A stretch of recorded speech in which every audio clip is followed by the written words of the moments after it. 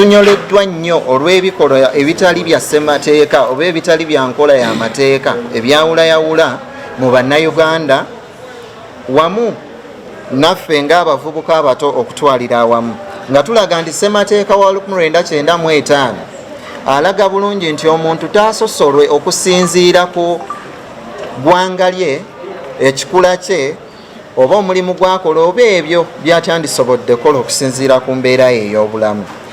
Tuwogera era nga tujja genda mu maaso n'okuvumirira ebikolwa ebyo nga tusaba buli omu yenna alina kye yandikoze nga Interreligious Council n'obukiiko bwonna obuteekeddwawo okulwana enkola eno etali ya bwassemateeka muveeyo tulabike nga tuvumirira ekikolwa kino kubanga kisusse okukolebwa abantu abo be tulinamu essuubi mu ggwanga abaali badde baluŋŋamya eggwanga abaali badde bagendera ku ssemateeka. Embeera eriwo mu ggwanga tesanyusa ey'okusosola mu mawanga.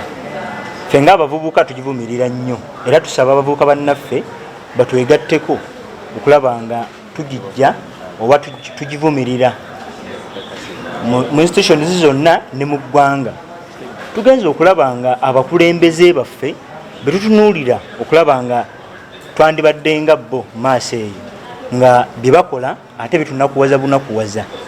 So netusalawo tukwatire wamu tulabe nga tujjawo embeera eno ng'abavubuka kubanga embeera eno bwenaagenda mu maaso ate ffe abavubuka naffe netugigula eggwanga lyaffe ligenda mu katyabaga.